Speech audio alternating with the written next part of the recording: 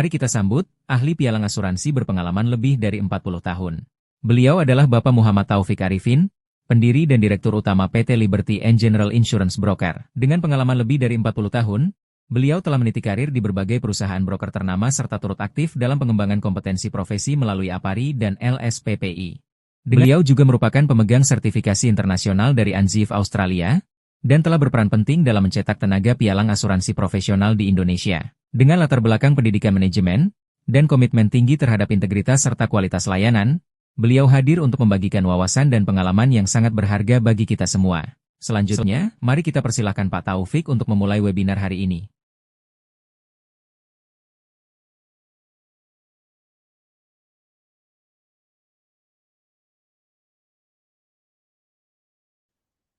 Nah, hari ini tidak hanya proyek-proyek tertentu, ya semua proyek harus bisa diasuransikan. Hanya saja karena risikonya juga berbeda-beda, maka treatmentnya berbeda atau asuransi yang bersedia juga berbeda. Tadi saya sudah sampaikan, kalau pekerjaan wet risk, pekerjaan basah, misalnya bangun jembatan, bendungan, jetty, apalagi pekerjaan offshore itu asuransinya terbatas, jarang. Bukan tidak bisa, tapi jarang. Perlu effort dan biaya preminya jauh lebih tinggi dari proyek-proyek yang lain.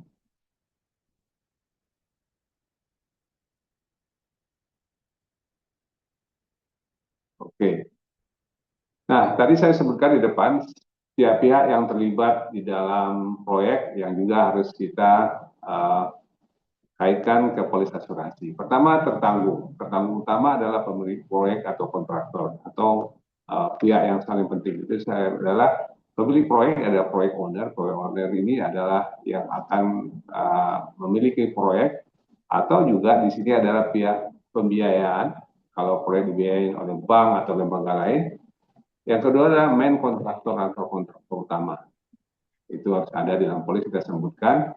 Kemudian tambahkan subkontraktor, konsultan. Nah, subkontraktor ini bisa kita sebutkan, bisa tidak. Tetapi jika di dalam polisi kita sudah sebutkan subkontraktor, kalau bahasa Inggrisnya pakai S, subcontractors, itu berarti jamak.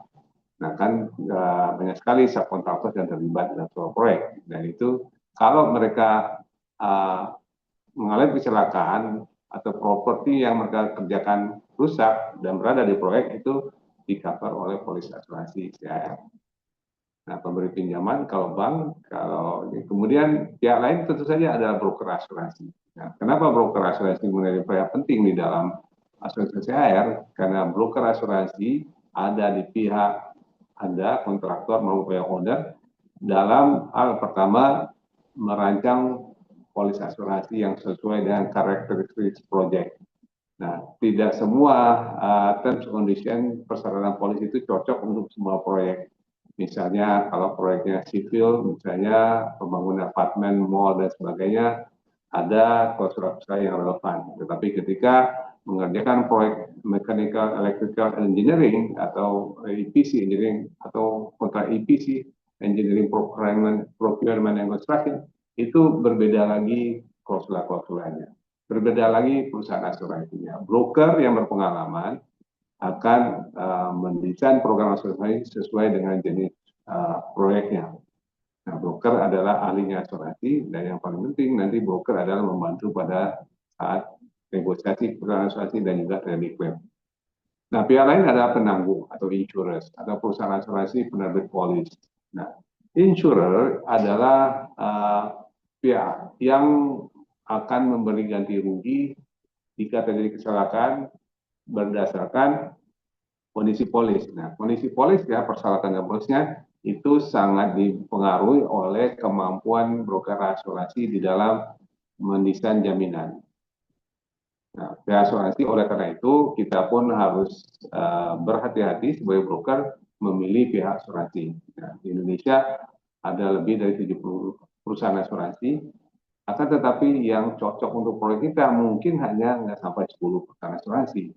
Nah, oleh karena itu perlu pengetahuan hubungan yang baik dengan perusahaan asuransi yang bisa, sehingga kita mendapatkan jaminan yang maksimal. Oke, selanjutnya mari kita masuk ke dalam struktur polis. Nah, Polis asuransi CAR atau Construction All Insurance itu mempunyai bagian-bagian. Jadi kalau Bapak dan Ibu sudah terima polis, pertama halaman judul, kedua nama perusahaan, ketiga masuk namanya schedule atau jadwal polis. Nah, di bagian polis ini terdiri dari yang pertama itu namanya bagian pertama atau section 1 material damage atau kerusakan material. Nah, material damage bagian satu itu berisi penjelasan dari asuransi yang mengatakan bahwa asuransi akan menjamin semua kerusakan atas material proyek yang ada di proyek, yang bagian inti dari proyek, terjadi di lokasi proyek, dan sebagainya. Itu tentang materialnya. Nah, material ini tidak perlu disebutkan satu-satu kalau memang tidak, tapi dalam bagian satu itu dalam wording kira-kira dalam 50-70 kata itu kalau kami broker menyatakan all property materials in connection with the project.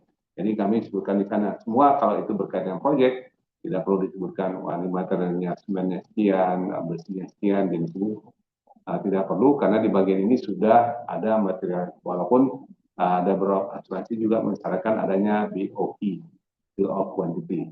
Ya, itu sebuah gambaran. Tetapi sebenarnya dengan di bagian pertama ini sudah kita sebutkan penjelasan luas di sana bahwa all material and property, maka apapun barang yang berkaitan dengan proyek dan bisa dibuktikan itu adalah bagian yang dijamin. Apa saja yang dijamin di sini adalah segala risiko kerusakan akibat terbakar, banjir, kesalahan ketika proses pengerjaan, gagal diangkat, jatuh, tertabrak arah konstruksi, rusak, dan sebagainya itu digambar di dalam bagian section. Nah, selanjutnya section 2 adalah third party liability, tanggung jawab pihak ketiga. Nah, third party liability atau pihak ketiga adalah pihak yang tidak ada hubungannya dengan proyek. Jadi kalau tadi kita sebutkan tadi pihak-pihak proyek itu adalah owner, main kontraktor, kemudian subkontraktor, supplier. Nah, pihak ketiga ini adalah pihak yang di luar pihak-pihak ini. Misalnya tamu, misalnya tetangga, misalnya orang lewat. Yang mana akibat kesalahan dan kelalaian yang terjadi di proyek menyebabkan orang ini cedera, bahkan meninggal, atau propertinya, rumahnya rusak, atau kendaraannya rusak. Nah, itu di-cover di Section 2 Third Party Liability Insurance. Nah, berapa nilainya? Jadi kalau di section tadi adalah material itu seharga contract value atau nilai kontrak yang ada tersebut di dalam kontrak. Misalnya $10 juta, $15 juta, itu adalah nilai yang ada di bagian 1, section 1. Artinya kalau sampai total loss semuanya, asuransi akan ganti senilai kontrak $10 juta, $10 juta, $15 juta. Sedangkan section 2, third party liability itu nilainya biasanya ada beberapa kontrak yang sudah menyebutkan di situ. Minimal $10 juta, minimal $1 juta. Nah, apa artinya dengan $1 juta? Ini adalah limit of liability, batas tanggung jawab hukum terhadap pihak ketiga. Kalau proyek ini menyebabkan kerusakan terhadap bangunan yang ada sebelahnya, maka melalui section 2 ini polisi ini akan mengganti maksimum katakan $10 juta. Oke, sepanjang jamin $10 juta, maka asuransi akan mengganti. Kalau lebih besar dari $10 juta, asuransi ini tidak mengganti, hanya mengganti sampai $10 juta. Nah, besar kecilnya limit of liability biasanya atas permintaan dari owner atau apa yang ada dalam kontrak. Kalau tidak, biasanya kita bisa mengukur. Kita broker bisa merekomendasikan, oke, kalau lihat kontraknya segini, mungkin nilai limit of $1 juta cukup, atau $10 juta cukup. Nah, kadang-kadang Bapak dan Ibu, kami juga ini sedang berusaha membantu klien kami, karena ada permintaan limit of liability third party itu tinggi sekali, sedangkan nilai kontrak ratusan juta $. Ya, kami sedang berusaha, itu tidak mudah sebenarnya, tapi ya sedang berusaha. Nah, kemudian periode pertanggungan, masa konstruksi. Di dalam polis itu tersebut adanya di bagian ketiga itu period of insurance. Tadi di bagian awal saya sudah sampaikan, period of insurance untuk construction itu dasarnya adalah kontrak. Kalau kontrak mengatakan 6 bulan, maka periodenya 6 bulan. Kalau kontrak mengatakan 12 bulan, itu 12 bulan, 18 dan seterusnya. Beda dengan asuransi properti atau mobil itu 12 bulan kemudian bisa diperpanjang. Nah, oleh karena itu kita perlu berhati-hati dalam menentukan periode pertanggungan. Nah, sering terjadi belakang ini pengalaman kami menyatakan masa asuransi itu cenderung lebih lama dari kontrak. Ini proyeknya mundur dari kontrak. Ya. Nah, oleh karena itu kita berhati-hati kalau memang itu ada kecenderungannya mundur atau perpanjang, sebaiknya dari awal kita antisipasi. Misalnya kami sebagai broker mengatakan, oke, ini proyeknya memang sudah award di bulan Agustus, tapi pekerjaannya baru mulai nanti November. Ya, sebenarnya 24 bulan itu dihitung November, tapi kalau dari kontrak ini dari Agustus. Nah, kalau kita mulai periode Agustus, 24 bulan, nanti 22 Agustus di 2027. Sedangkan proyek belum selesai. Nah, perlu saya sampaikan di sini, pengalaman kami, itu jika kita meminta perpanjangan asuransi construction pada saat proyek sudah selesai 80%, tapi masa asuransi sudah habis, itu tidak mudah. Banyak pihak asuransi yang keberatan memperpanjang. Padahal pada saat itu saatnya kita sedang perlu-perlunya asuransi. Kenapa? Di dalam akumulasi pekerjaan kita sudah 80%, nilai investasi yang untuk proyek ini sudah keluar 80%, tapi jaminan asuransinya justru nggak ada. Beda misalnya masih 23% itu risikonya masih. Ini pada risiko sudah sampai pada puncaknya, asuransi tidak ada. Oleh karena itu kritikal sekali, penting kita memperhatikan periode asuransi ini yang berapa sebetulnya. Ya, kalau memang ada perkiraan akan lebih lama dari periode, mungkin sejak awal sudah kita jelaskan, kita antisipasi, oh ini akan tambah 6 bulan atau berapa, sehingga kita tidak mengalami kesulitan pada saat nanti mendapatkan komposisi perpanjangan dari asuransi. Ya, kami sudah banyak sekali mengalami di sini, semakin besar nilai proyeknya, semakin takut asuransi untuk memperpanjang. Ya. Kemudian jadwal pertanggungan, lokasi pertanggungan itu penting. Di sana akan disebutkan bahwa ada specification of work. Jadi kita perlu di dalam polis asuransi itu di schedule-nya harus spesifik mengenai title project-nya. Dan saya rasa sekarang sudah menjadi standar di dalam setiap proyek itu ada title-nya.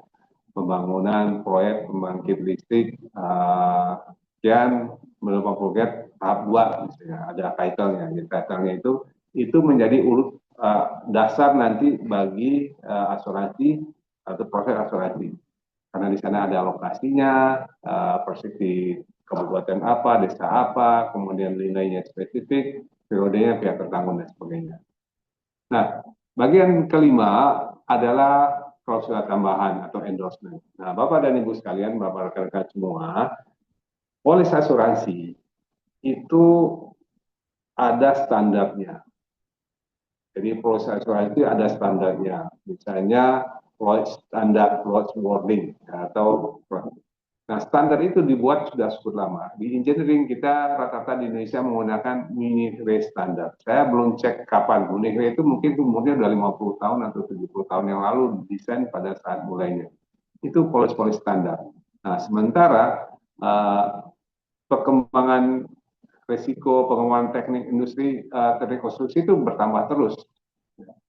Oleh karena itu, standar Munich Re tadi, politik itu perlu ditambahkan klausula.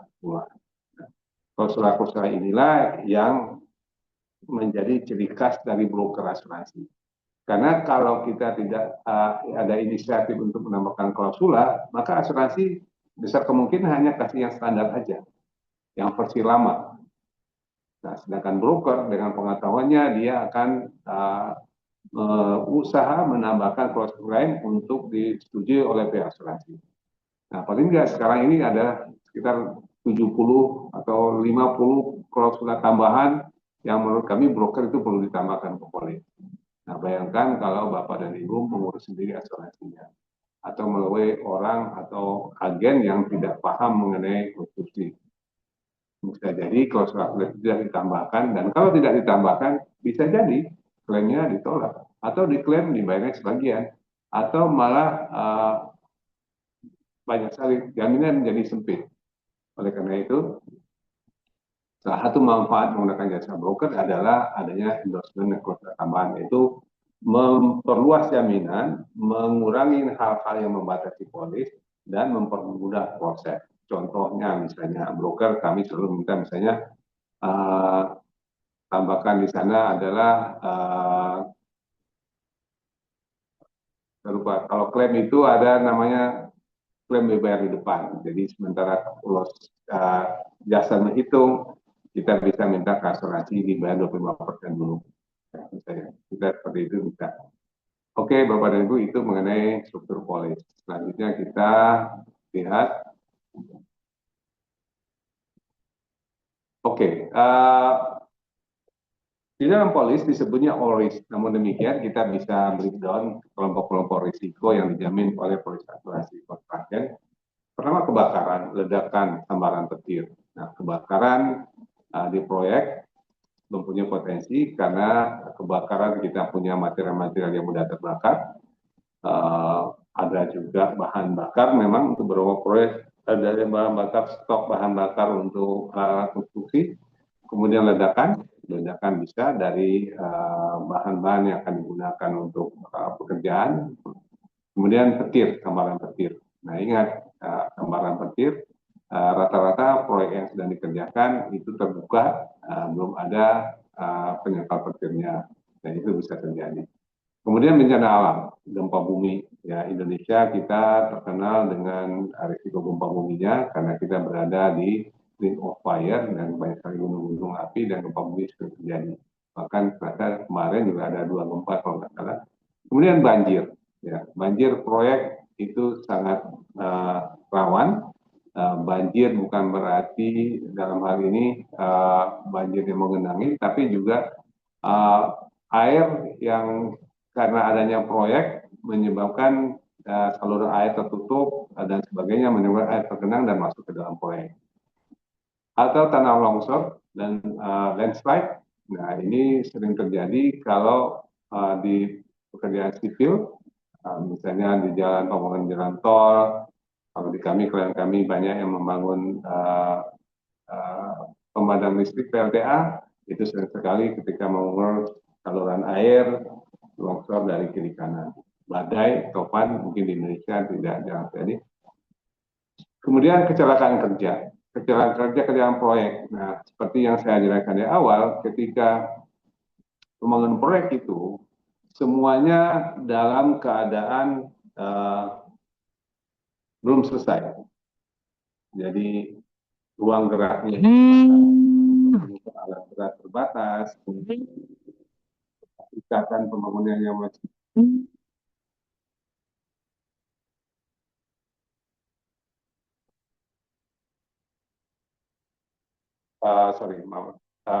kemudian strukturnya belum terbentuk, masih labil, belum kuat, sehingga besar kemungkinan itu terjadi kejatuhan sebagainya, kecelakaan di sana. Atau yang sering sekali adalah tower crane yang miring, overswing, kemudian bulldozer yang operatornya kurang hati-hati menambah bangunan dan sebagainya. Ya. Kecelakaan kerja juga yang sering terjadi, yang saat ini kami juga baru dapat klaim minggu lalu, klien kami kontraktor pemasangan PLTS ternyata terjadi konslet pada saat testing, itu juga terjadi. Ada juga, ya oke. Ada satu tahap kritikal Bapak dan Ibu yang asuransi atau yang tingkat risiko yang sering terjadi di asuransi construction adalah saat testing and commissioning. Nah, adanya testing commissioning di ujung dari masa asuransi. Ya. Nah, tadi saya sudah gambarkan kita harus berhati-hati dengan masa asuransi. Kalau bisa harus melewati perkiraan batas waktu, karena ada puncak resiko ketika proyek sudah selesai, khususnya di mechanical electrical, katakan pemasangan pembangkit atau pabrik, Itu tahap terakhir adalah testing and commissioning. Testing and commissioning, yaitu ketika uji coba. Bayangkan sebuah fasilitas kata pembangkit listrik 100 megawatt ini terdiri dari turbin, terdiri dari semua komponen-komponen itu pada tahap akhir dicoba. Bahkan kalau untuk mendapatkan layak operasi itu harus dites. Nah, bayangkan semua komponen yang tadi harus berjalan sesuai dengan rencana, sesuai dengan desain, dan kalau gagal itu sekali konsekuensinya, testing and commissioning. Ya. Itu risiko puncaknya kalau di bidang construction. Ada kecelakaan kerja, human error, itu sangat penting. Nah, human error ada mungkin kaitan dengan asuransi construction ini, yaitu namanya adalah design atau salah desain. Nah, itu kalau faulty design di asuransi, kalau tidak menyebabkan terjadi kecelakaan, maka faulty design-nya tidak di-cover. Tapi kalau akibat faulty design menyebabkan kecelakaan, itu di-cover. Nah, ini pembicaraan khusus sebenarnya di session berikutnya kita akan bahas, yaitu professional indemnity insurance, asuransi untuk para konsultan. Oke, tadi kerusakan intelektual dan kesalahan konstruksi, kerugian saat pengujian testing commission yang sudah kita bahas tadi.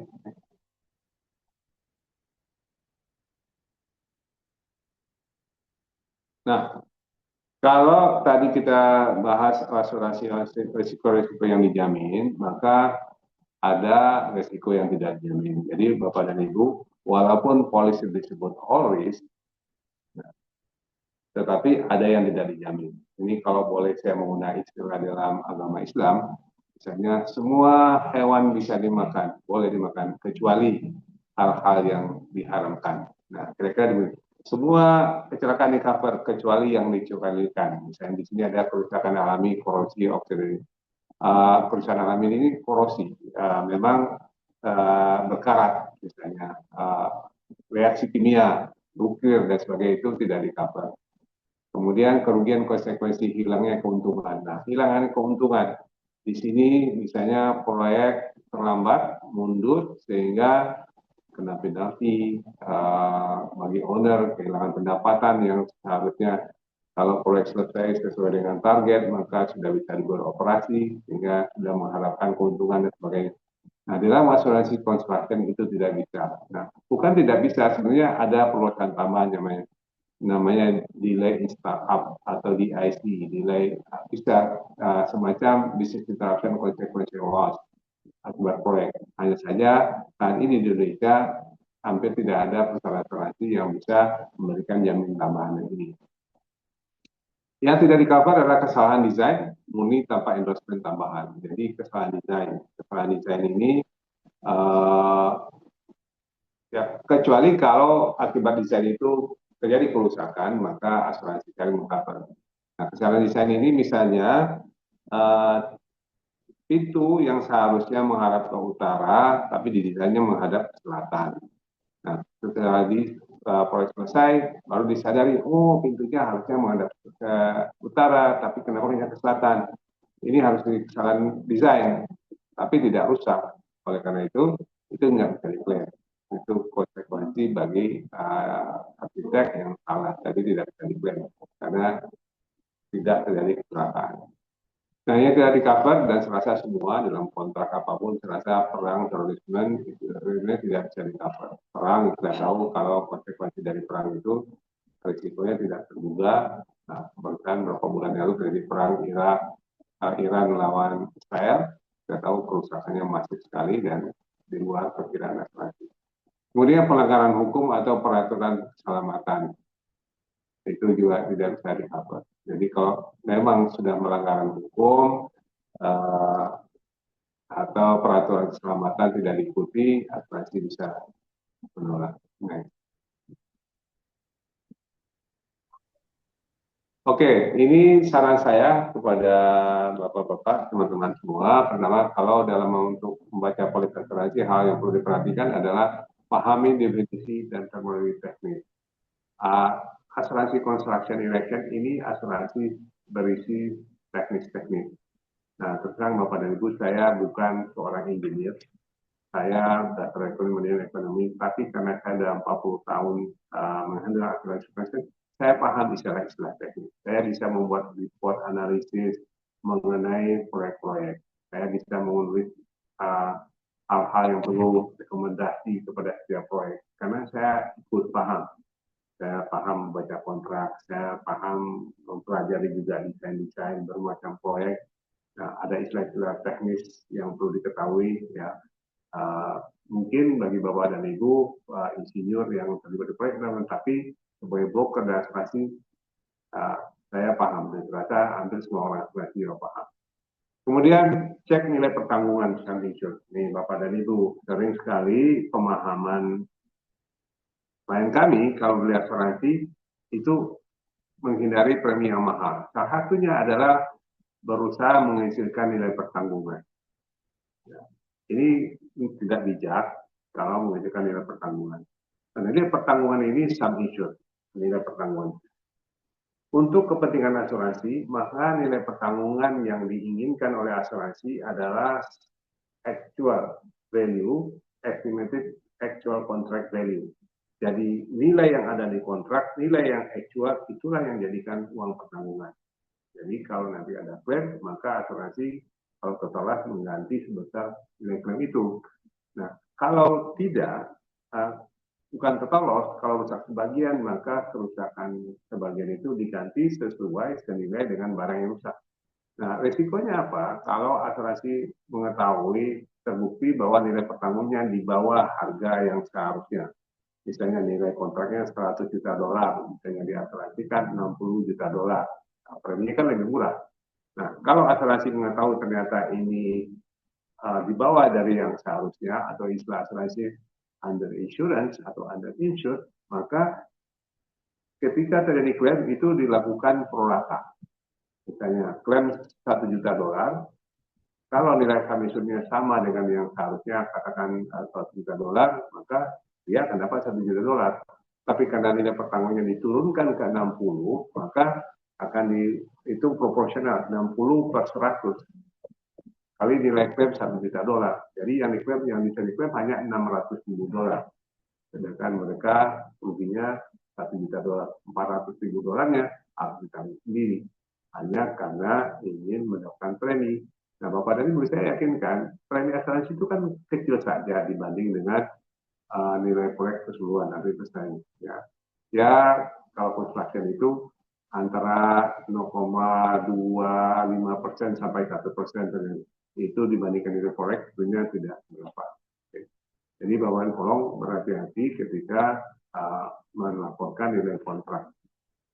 Perhatian klausul khusus dan pengecualian. Tadi sudah dibahas di depan, kami broker pasti akan melindungi klien kami dengan klausul yang memungkinkan. Justru kami akan menambahkan perluasan sehingga covernya maksimal. Kemudian ketahui deductible atau risiko sendiri. Nah, ini saya ingin yakinkan ke Bapak dan Ibu bahwa setiap polis asuransi itu ada deductible atau risiko sendiri. Ya, kecuali asuransi jiwa. Asuransi jiwa tidak ada deductible karena jiwa memang tidak bisa. Tapi kalau asuransi yang lain ada risiko sendiri. Ya, risiko sendiri itu adalah bagian yang ditanggung oleh Anda sebagai tertanggung untuk setiap kali kecelakaan atau kerugian. Sebenarnya kayak asuransi mobil yang kita sudah paham, kan sekarang katakan setiap jalan 500 ribu itu kita harus tanggung sendiri. Kita hanya bayar klaim kalau nilai klaimnya di atas 500 ribu. Nah, untuk proyek biasanya sesuai proporsional dengan proyek, ada yang 25 ribu dolar, 250 juta, dan sebagainya.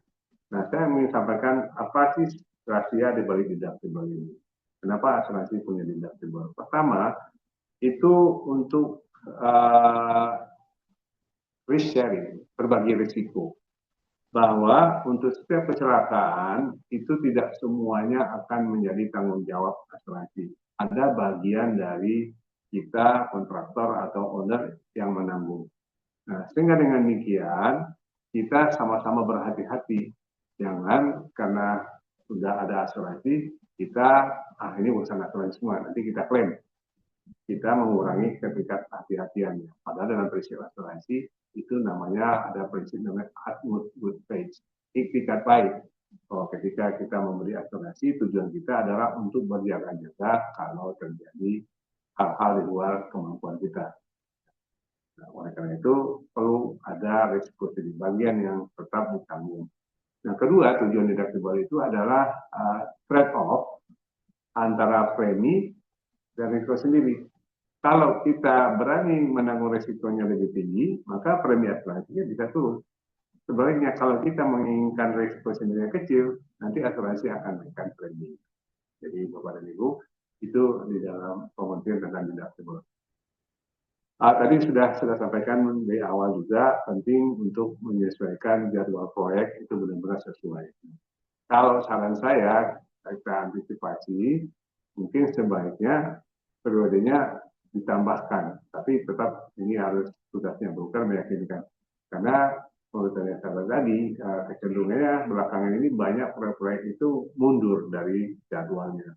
Nah, sedangkan kalau kita minta perpanjangan pada saat di ujung-ujung asuransi, itu banyak asuransi yang keberatan. Kenapa? Karena resikonya sudah pada puncaknya, justru untuk khususnya untuk pekerjaan-pekerjaan engineering, justru pada di sanalah puncaknya, yaitu testing and commissioning.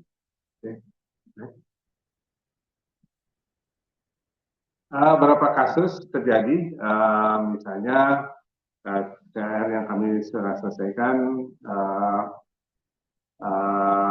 di Pertamina Hidro misalnya, di KM kami di daerah Garut, beberapa tahun yang lalu mereka sedang membangun bendungan untuk PLTA di sana, tiba-tiba banjir, bendungan yang sudah terbangun tersapu semua, sehingga mereka klaim dan prosesnya kita selesaikan kira-kira dalam 6 bulan. Ya.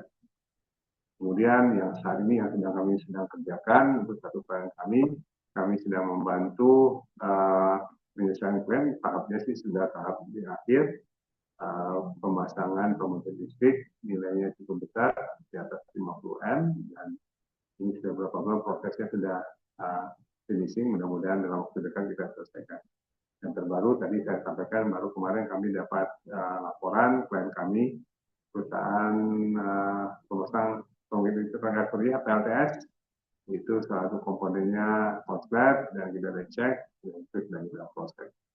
Nah, peran broker dalam proses ini sangat penting. Pertama, karena polis asuransinya sudah didesain oleh broker sejak awal, sehingga kemungkinan besar setiap kesalahan yang sifatnya tiba-tiba dan tidak disengaja, itu akan tertapa dalam polis.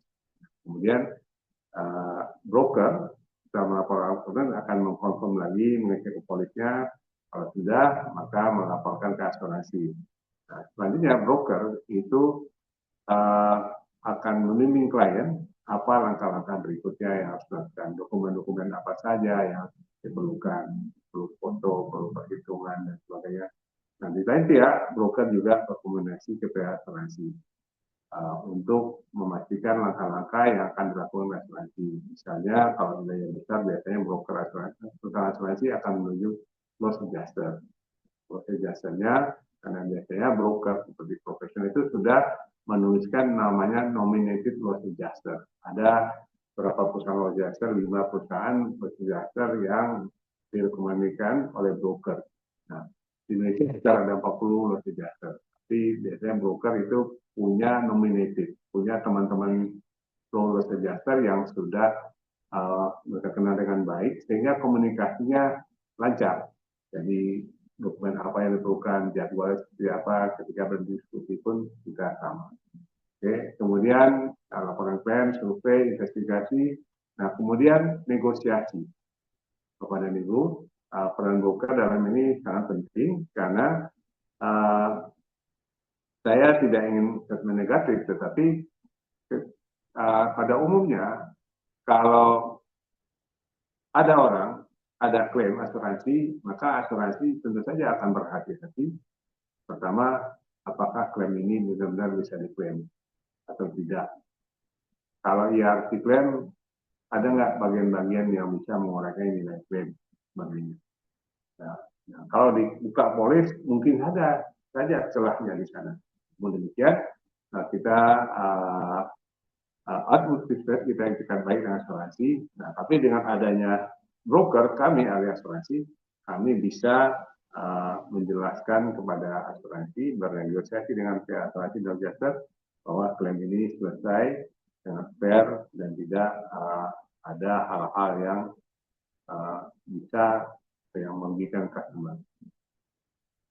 Oke, itu mungkin sebagai kasus kami yang sudah kami selesaikan.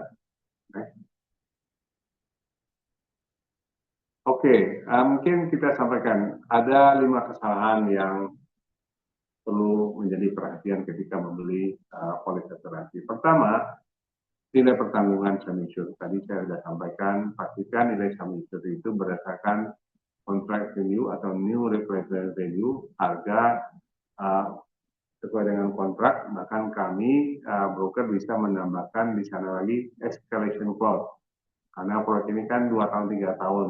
Jika dalam 2 tahun, kalau misalnya proyek hari ini $10 juta, mungkin 2 tahun lagi nilainya itu sudah naik katakan 10% dan sebagainya, dari jadi 11 juta. Maka kami broker biasanya akan namakan escalation clause 10%. Gitu. Nah, kemudian periode proyek tidak sesuai dengan jadwal proyek, risiko klaim ditolak. Jadi tadi saya sampaikan, pastikan bahwa kontrak period di dalam asuransi minimal sama dengan yang sudah ada di kontrak. Namun demikian, jika diantisipasi dan akan terjadi pemunduran, tidak ada salahnya sampaikan ke broker untuk diminta ditambahkan dengan alasan-alasan. Kami broker akan berusaha meyakinkan asuransi bahwa ini ada antisipasi akan penambahan periode. Kemudian kesalahan mengabaikan klausul tambahan penting perlindungan terbatas. Jadi klausul-klausulnya kami broker pasti akan memberikan klausul yang menguntungkan buat asuransi, buat customer kami. Memahami pengecualian, memberi tanpa bantuan broker, kelengan negosiasi dan pandangan klien. Jadi kami ingatkan kepada klien kami selalu menggunakan jasa broker dan konsultan asuransi, sehingga hal-hal yang bisa menimbulkan kesulitan di kemudian hari karena tidak diantisipasi sejak awal, maka selalu gunakan broker, karena broker akan mendesain program asuransi sesuai dengan tipikal proyeknya, customized dan memberikan perusahaan asuransi yang terbaik dan mendampingi ketika terjadi klaim.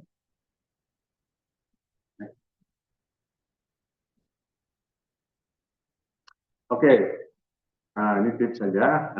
Tentukan sum insured senior proyek, tambahkan kontrak sesuai karakter, gunakan jasa broker negosiasi klaim, review polis sebelum tanda tangan. Cara insurans, fondasi perlindungan proyek konstruksi.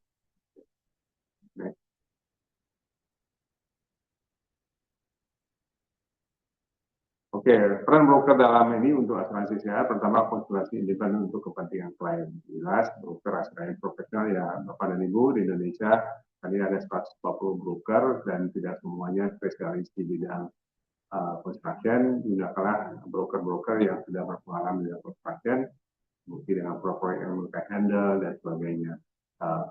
Kemudian broker mendesain program sesuai dengan risiko proyek, kemudian negosiasi premi dan kos tambahan, pendampingan klaim agar klaimnya cepat dan efektif.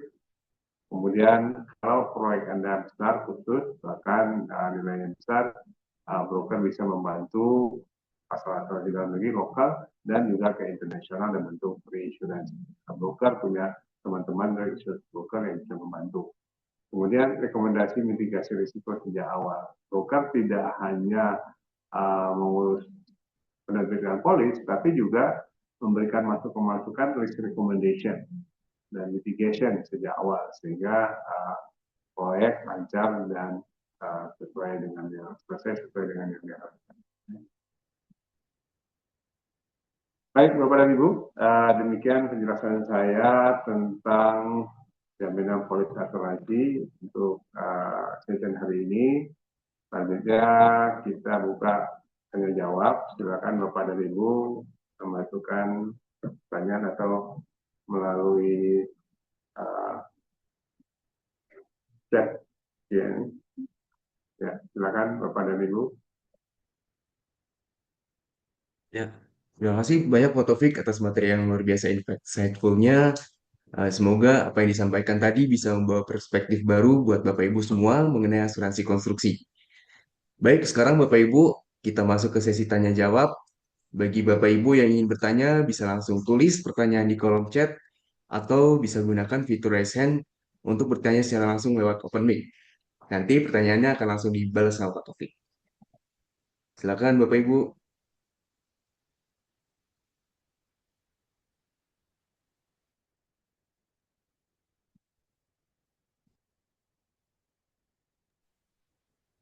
Boleh di raise hand, nanti kita open mic.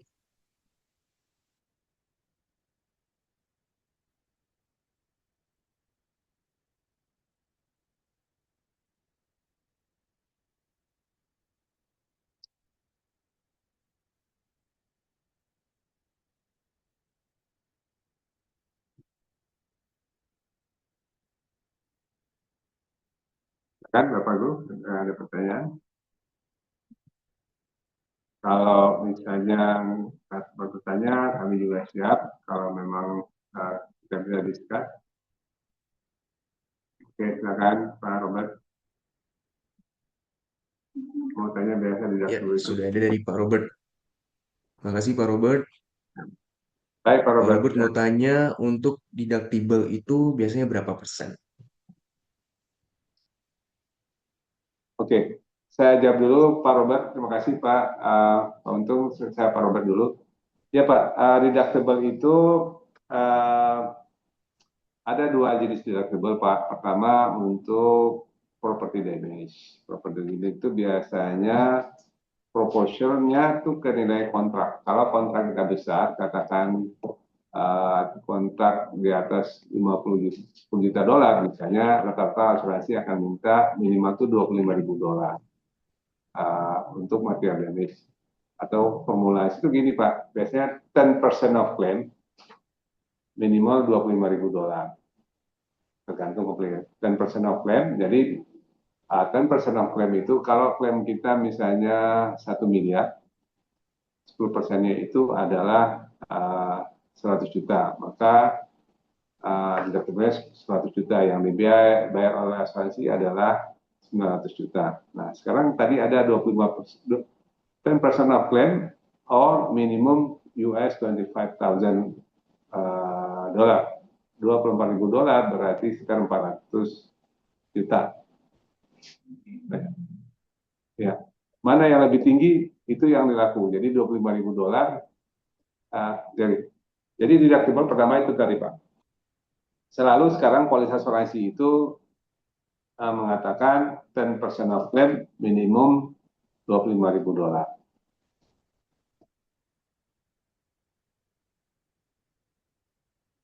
Oke, ya. Begitu Pak Robert, apakah sudah menjawab Pak? Oke, belum. Oke, Pak Robert. Jadi rata-rata sekarang asuransi CR itu menggunakan formula deductible itu 10% of claim minimum, katakan $10.000. Contohnya tadi kalau klaimnya adalah 1 miliar, 10%-nya adalah 100 juta. Or minimum katakan kalau 10.000 juga, 10.000 berarti 150 juta dan sekarang. Maka yang diberlakukan adalah yang 150 juta, mana yang lebih tinggi. Jadi kalau klaimnya 1M dikurang 150.000, berarti 850 juta dibayar asuransi. Itu berapa persennya. Kalau third party liability berlaku juga yang sama, tapi kalau untuk darah badan tidak ada deductible. Itu Pak Robert, mudah-mudahan cukup jelas. Tapi sekali lagi beberapa persennya tergantung biasanya dari besar proyeknya. Semakin besar proyeknya, deductible-nya juga tinggi. Atau semakin complicated proyeknya, apalagi kalau proyeknya adalah wet based engineering, itu biasanya tinggi.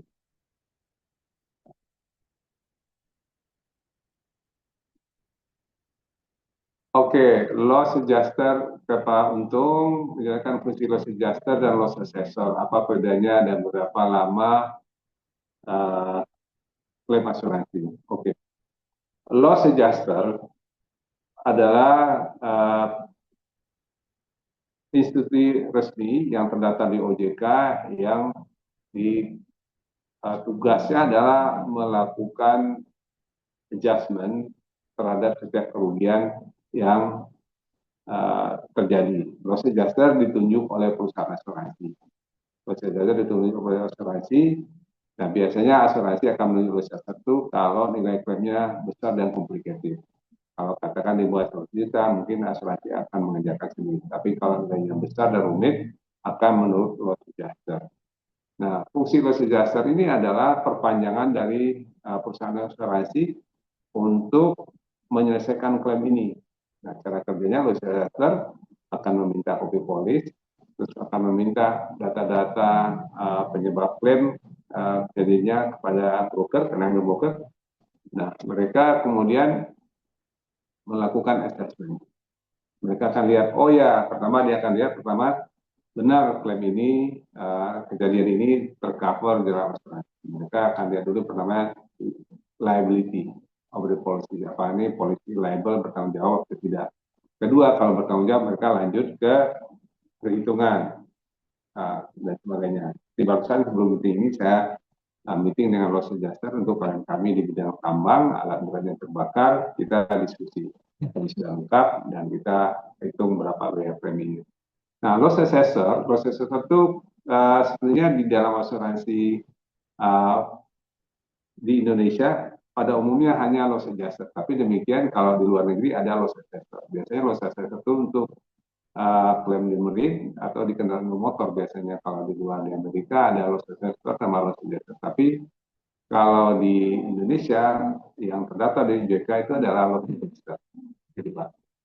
Berapa lama pembayaran klaim? Kalau untuk asuransi construction itu kalau klaimnya selesai dalam 6 bulan itu cepat karena ada faktor yang membuat lama. Pertama adalah faktor teknis.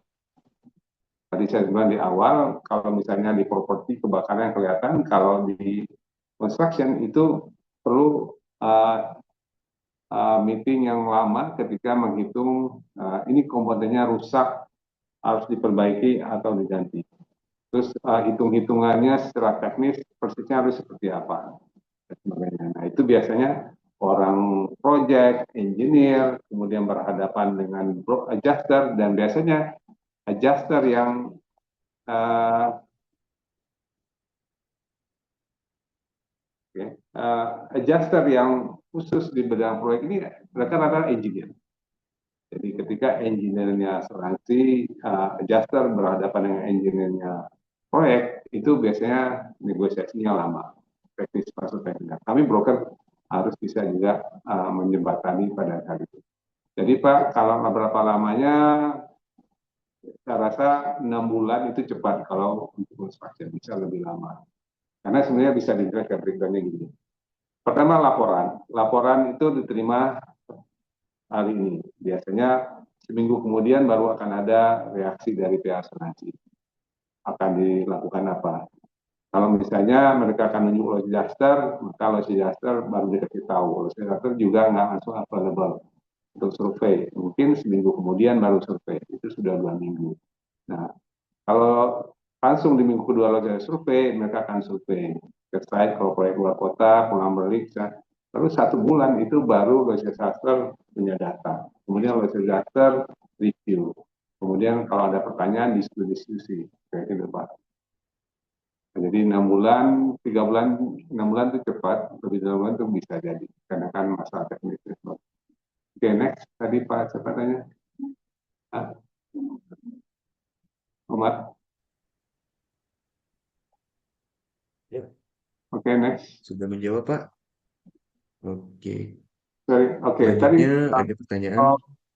ini, sama dari ini ingin bertanya jika Ya, proyek-proyek asuransi tidak sesuai time schedule, apakah bisa sepanjang periodenya? Jika bisa dokumen apa? Oke, ini kalau pertanyaannya, kalau periode asuransinya sudah terlewat, sudah habis, tapi proyek belum selesai, Statutory bisa diperpanjang, tetapi terus terang pada saat ini, pada tahap ini asuransi biasanya tidak otomatis. Banyak sekali pertanyaannya, dan kalau bisa sebenarnya asuransi tidak ingin memperpanjang.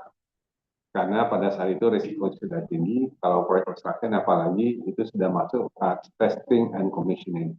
Jadi bisa, tapi perlu effort yang lebih kuat. Pertama, penjelasan dari kontraktor dan owner bahwa kenapa proyek ini diperpanjang, kemudian apakah bersedia preminya, mungkin juga premi yang khusus.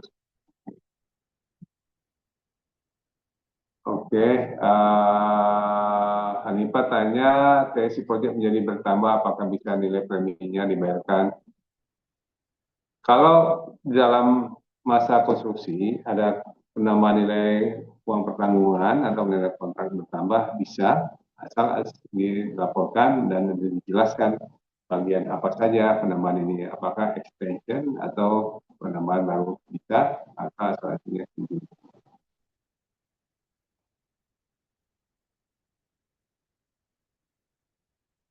Oke, ada lagi. Oh, bayar premi. Kalau memang bayar premi bisakah lebih murah atau yang ini siapa? Apa yang membayar preminya bisakah lebih murah atau disamakan rate sebelumnya? Preminya biasanya mengikuti premi rate yang sebelumnya, tapi kalau asuransi minta tambahan premi, ya mau nggak mau kita harus ikut. Karena uh, tetangga tidak bisa punya pilihan untuk pindah ke asuransi lain. Jadi polis asuransi construction yang sudah di cover oleh satu perusahaan asuransi itu tidak bisa dipindahkan ke asuransi lain untuk melanjutkan. Bukan tidak bisa, sebenarnya bisa, tapi asuransi pasti tidak mau meneruskan risiko yang sudah di cover oleh perusahaan lain sebelumnya.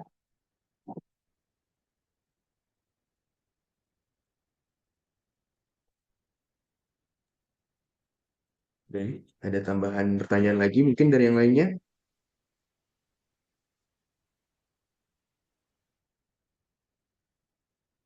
Oke, silakan Bapak dan Ibu.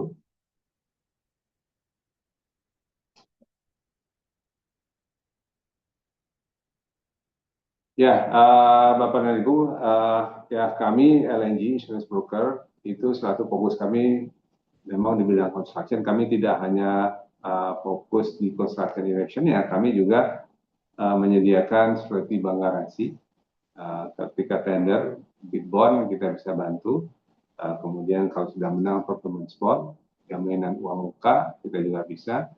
Kemudian ada hal yang baru nih sekarang Bapak dan Ibu selain CR. Jadi kami perhatikan di dalam setiap kontrak sekarang sudah ada persyaratan permintaan asuransi untuk professional indemnity.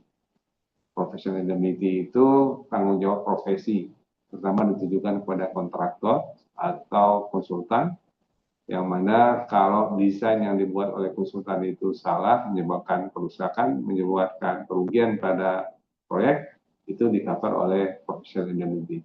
Nah, sebenarnya di Undang-Undang Jasa Konstruksi sebenarnya sudah lama disyaratkan bahwa setiap konsultan itu harus mempunyai asuransi profesional indemnity. Dan kami siap bantu di sana. Oh, Pak.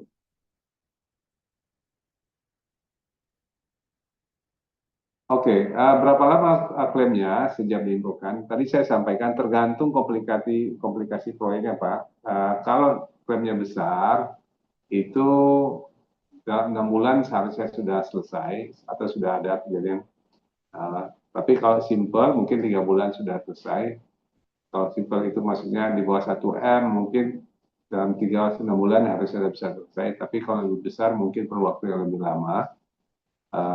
Karena ciri khas dari asuransi construction itu aspek teknisnya itu tinggi. Jadi perlu beberapa kali meeting antara engineer proyek dengan loss adjuster. Dan itu evaluasi masing-masing komponen-komponen yang rusak. Misalnya apakah ini harus bisa diperbaiki, apa lanjut dan sebagainya.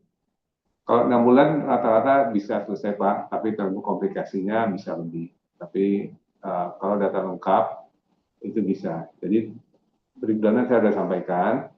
1 bulan pertama itu masih administrasi, mulai dari laporan, kumpulin dokumen-dokumen, itu 1 bulan pertama sudah selesai. Kemudian bulan kedua itu loss adjuster melakukan evaluasi survei dan sebagainya, membuat report dan sebagainya. Nah ingat, kalau kita sudah tunjuk satu loss adjuster, kita akan mengikuti ritmenya loss adjuster. Nah kita harus tahu loss adjuster tidak hanya menghandle kita sendiri. Kadang-kadang loss adjuster itu survei lagi ke tempat lain, dia mengerjakan yang lain, kita tunggu, dia kembali, lanjut lagi mengerjakan kita. Dan biasanya uh, satu legislator itu hanya satu orang itu yang bisa kita kontak mengerjakan. Ya, walaupun hasilnya besar, biasanya masing-masing orang itu mengerjakan satu case tertentu. Jadi Pak, uh, ya 6 bulan rata-rata, maka bisa 1 tahun itu bisa terjadi tergantung komplikasinya klaimnya. Itu problem.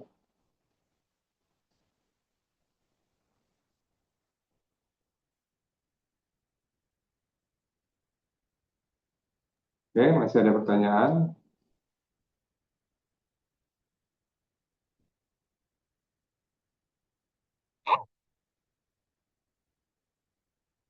Bapak Ibu, Tidak ada, mungkin kita cukupkan sampai di sini. Bapak dan Ibu, semoga penjelasan saya tadi dapat dipahami. Untuk keterangan lebih lanjut, kita bisa diskusi lebih lanjut, hubungin tim kami, dan kami siap datang ke Bapak dan Ibu.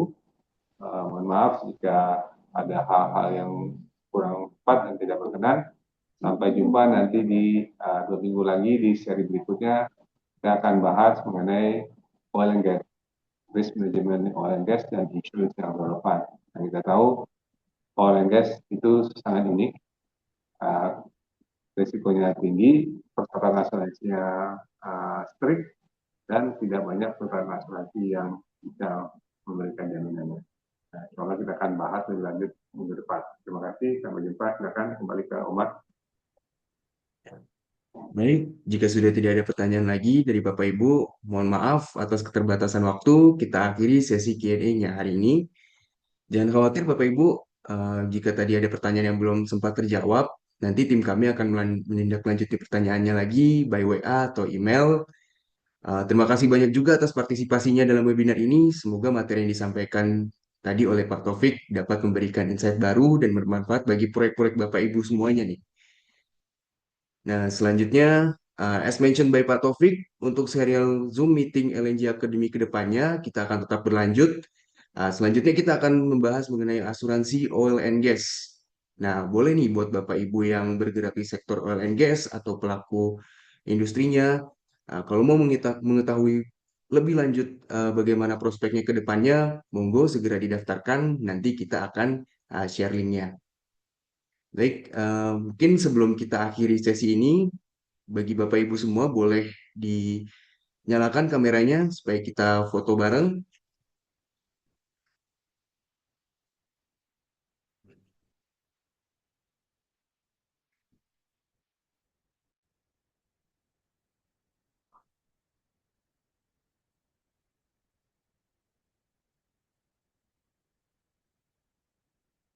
Ya.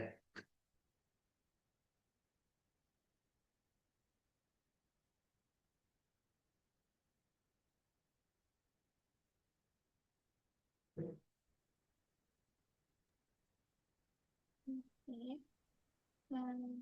kita mulai ya, Bapak Ibu. 1, 2, 3, senyum. Oke, sekali lagi di layar kedua. 1, 2, 3, senyum. Sekali lagi kali ya, kita gaya bebas. Oke, 1, 2, 3. Oke, kita dilanjut lagi kalau